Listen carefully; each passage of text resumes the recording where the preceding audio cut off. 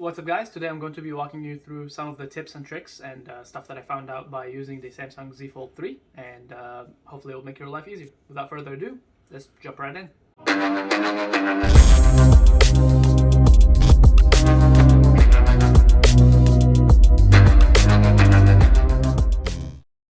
Alright, I don't want to waste any of your time, so let's jump right into this. Tip one is that since you have a display on the outside and a display on the inside, you actually have 4 wallpapers that you can set. So starting off, basically think of it as 2 different phones. So on the outside, if you go to your photos, let's go to my gallery. So if you have a photo that you would like to set, you can go to your gallery and basically you would hit the set wallpaper, just like a normal phone. Then you have the option for home screen, home screen and lock screen, or always on display. I don't tend to use the always on display, but we'll forget that for now. So if I set for home screen, whenever I set this is going to be for the home screen on the outside display only, because it's right now it thinks it's 2 different phones. So if you set it on that home screen, you'll have it right here, and then after that you can set your lock screen as well. And when you open the phone, you'll have a different wallpaper on the inside. And same thing in here, you can set a wallpaper for the lock screen and the home screen, and you'd have 2 different ones, but I have the same one set for both. All right, next up, so if you tap and hold anywhere away from the apps on the home screen, you can tap on settings down here. And then after that, you have a couple of options for the grid. So I usually like to tap on it and you basically can make it bigger. So I believe normally it's 4x6. But then that way you can't fit as many apps. If you can see right now, if I have it like 3x5, you have only 3 apps by 5 apps. So I usually like to make it the biggest, so that way I would have 5x6. I can have as many apps as I want. I can have more widgets on one page, and that way it allows me to basically have less pages overall, so less swiping. Same thing with the folder grid as well. You can make your actual folders bigger, so 4x4 instead of 3x4. It's not a huge difference, but it helps a little bit. Also under the same area, on the top, you can have the cover screen mirroring. So cover screen mirroring, if you tap on that one, if you turn that on, you will actually copy the exact same apps and layout that you have on the inside screen to the outside screen. So it does split up the screen on the inside. So if you look at it right now, if let's say I want to edit my calendar, I can't make it bigger because right now there are 2 different pages next to each other instead of being one big page. But that way, if I close the phone and I start using it that way, this one page that you see right here is the same page that you would see right there. So that way it's copying it. So if you change something on the inside, it will be the same on the outside, and it makes it less confusing that way. Next up, everybody knows about widgets, but in case you don't, if you tap on hold and you go to widgets down here, you can add whatever widgets you need. I usually like to use calendar, quick notes, and reminders, and basically whatever you need. I like to also use the storage cleaner. So basically one tap, it would clean my storage, and that way you don't have junk files. Your phone stays fast and snappy, and you take care of your phone. Next up would be the keyboard. So if you go and open the keyboard up, you'll see that there is a little keyboard icon right there. If you tap on that icon, you'll see how the keyboard is now one big keyboard, and if you tap on it again, right now splits it in half. I prefer the split one because it feels like you can tap pretty fast that way, instead of having to reach over for stuff in the middle. So that's another thing that might help you out. Next up would be app pairing or multitasking. So if you like to use 2 apps together usually, so let's say I like to use the calculator while I have the browser open. So you can open the calculator, open the browser, and then after that, so if you open the app switcher, and then you'll tap on the little icon up top, and then it will open a little menu. You can hit the open in split screen view, and then after that, it will ask you to select what other app you would like to have on the other side. Let's say calculator, and I like to have it up top, and that way it's just easier for me to use. So let's say you like this layout. I'm just giving an example. This looks very bad.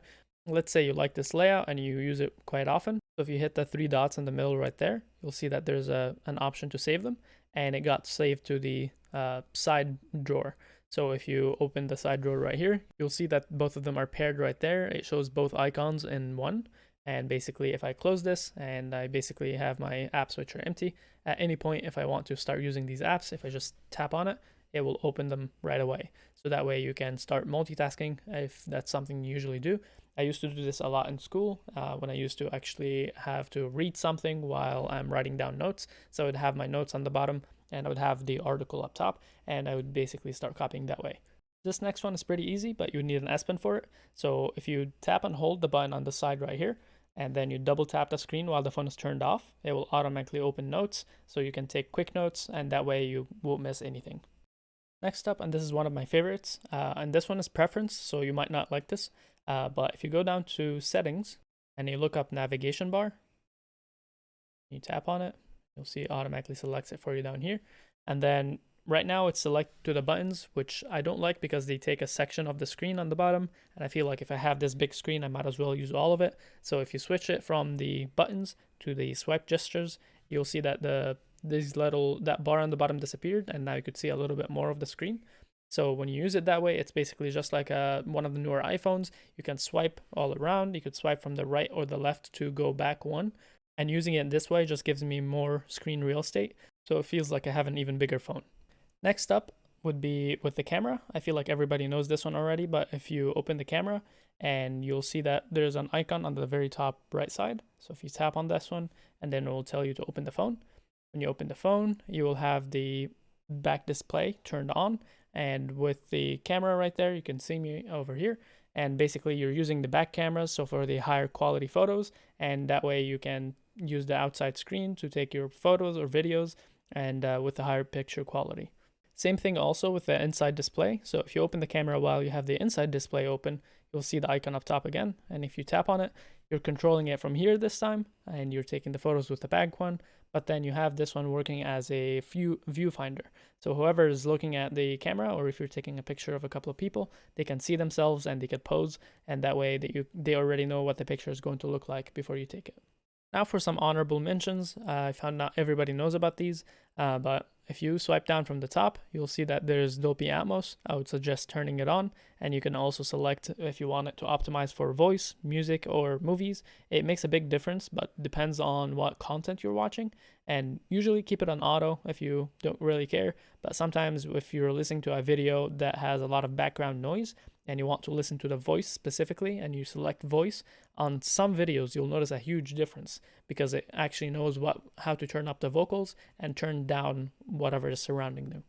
So if you guys like all of these tips and tricks, I have a lot more. I just felt like these were the ones I use the most, and if you were interested in another video for something like this, let me know. I can post another one with more tips if you would like. And lastly, I've been looking for a while to find a case that I would actually like and would have a couple of things that I was looking for. So one, I wanted it to be able to hold the stylus on the back, and I wanted it to have a stand. So if you're looking to watch a video that way, or even this way or like this, then I found this one, and I'll link it down below if you're interested. It's very nice quality, very light, and it doesn't make the phone any thicker. And I'll also have the screen protector bundle that I have on my phone linked down below, because this screen protector bundle, I really liked it because it has a screen protector for the inside, one for the outside, and it also has a screen protector for the sidebar and a screen protector for the back of the phone. I know it's hard to see all of these because they're transparent, of course, but I have one right here as well. So if you're looking to protect your phone, I'll have everything linked down below. So check it out if you'd like, and peace out.